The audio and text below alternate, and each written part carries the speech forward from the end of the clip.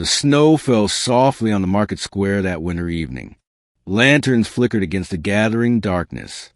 Among the wooden stalls and iron cages stood a young woman with flame-colored hair and fox ears rising from her head. Her name was Kira. She wore tattered clothes and heavy chains around her neck. Her bright blue eyes stared straight ahead, empty of hope. Kira had been captured 3 months ago. Foxfolk were rare now, hunted and sold like animals. She remembered her forest home, the den where she grew up, her mother's gentle voice. All gone. Now she stood on display, while strangers pointed and whispered. The slave merchant called out prices. Young men laughed and made crude jokes. Wealthy women wrinkled their noses in disgust. No one saw her as anything more than a curiosity. Then an older man stopped. His name was Thomas. He had kind, tired eyes and silver streaking his dark hair. His coat was worn but clean. He looked at Kira not with amusement or disgust, but with something else. Recognition, perhaps, or sorrow. Thomas had lived 58 years. He had loved and lost. His wife Margaret had died 2 winters past. His children had grown and moved to distant cities. The house felt too empty now, too quiet.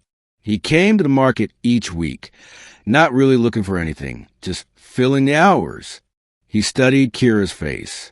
Behind that blank expression, he saw something familiar, the same look he had seen in his own mirror after Margaret died, the look of someone whose spirit had been broken. The merchant noticed his interest. Strong worker, this one, good with her hands. Only 200 silver. Thomas frowned.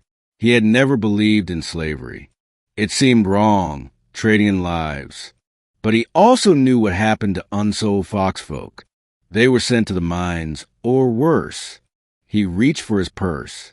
The merchant grinned as Thomas counted out the coins. When the change changed hands, Kira barely reacted. She had learned not to hope. One master was much like another. Thomas led her through the snowy streets to his cottage on the edge of town. It was small but sturdy, with smoke rising from the chimney. Inside, a fire crackled in the hearth. The rooms were simple and clean. "You can sleep in the back room," Thomas said quietly. "There's a bed and blankets. Are you hungry?" Kira stared at him, confused. Masters did not ask. They commanded.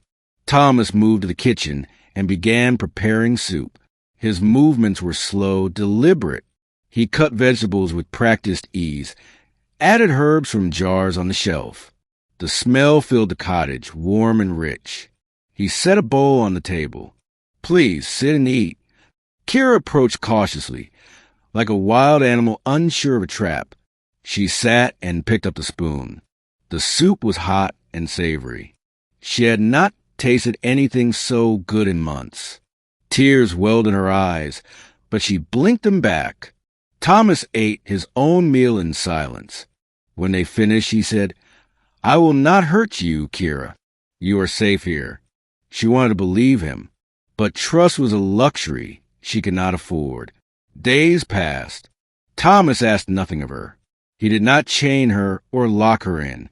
He cooked meals and shared them. He tended a small garden and repaired things around the cottage. Sometimes he sat by the fire and read. He seemed content with silence. Kira watched him carefully, waiting for the cruelty to show, but it never came. Slowly, the tension in her shoulders began to ease. She started helping without being asked, washing dishes, sweeping floors. Not from fear, but from something else, a feeling she had almost forgotten. One evening, Thomas sat by the fire, staring at an old painting on the wall. It showed a woman with a gentle smile and warm eyes. "That is Margaret," he said softly. "My wife. She passed 2 years ago this month." Kira looked at the painting, then at Thomas.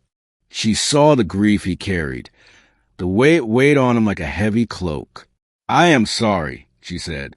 Her voice was rough from disuse. Thomas nodded. We had 40 good years together. I should be grateful. But the house has been so empty without her.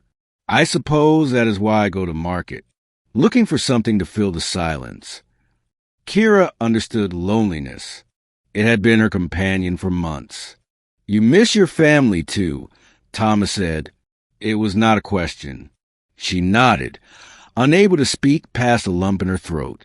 Tell me about them, he said gently. And so she did, haltingly at first, then with more confidence. She told him about the forest, about her mother teaching her to track rabbits in the snow, about her brother, who loved to sing, about the night the hunters came with nets and torches. Thomas listened without interrupting. When she finished, she said, I cannot change what happened to you, Kira, but I can promise you this. You are not a pet or a slave in this house. You are a person, and you are free. Kira stared at him. Free. The door is not locked. You may leave whenever you wish, or you may stay if you choose, but the choice is yours. For the first time in months, something stirred in Kira's chest, something warm and fragile. Hope. She stayed, not because she had to, but because she wanted to. Thomas treated her with respect and kindness. They shared meals and stories. He taught her to read, sitting patiently while she traced letters with her finger.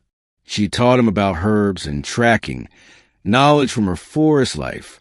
Winter turned to spring. Flowers bloomed in the garden.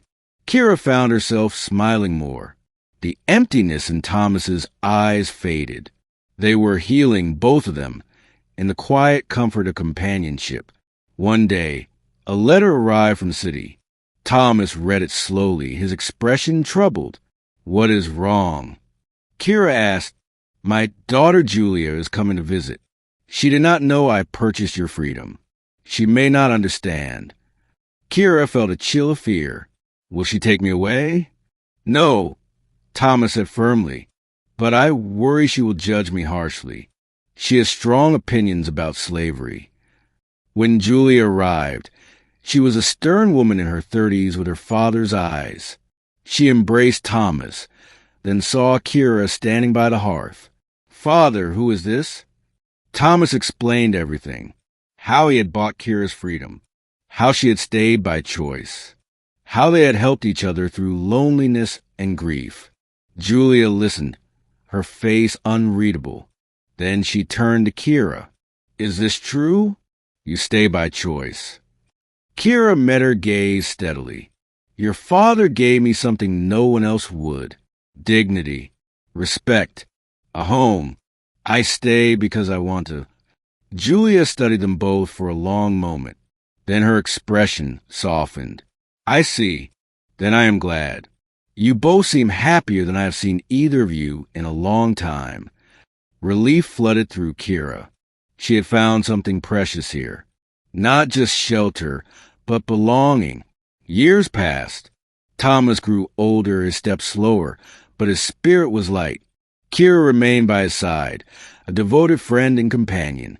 They were family now, bound not by chains or obligation, but by mutual care and respect.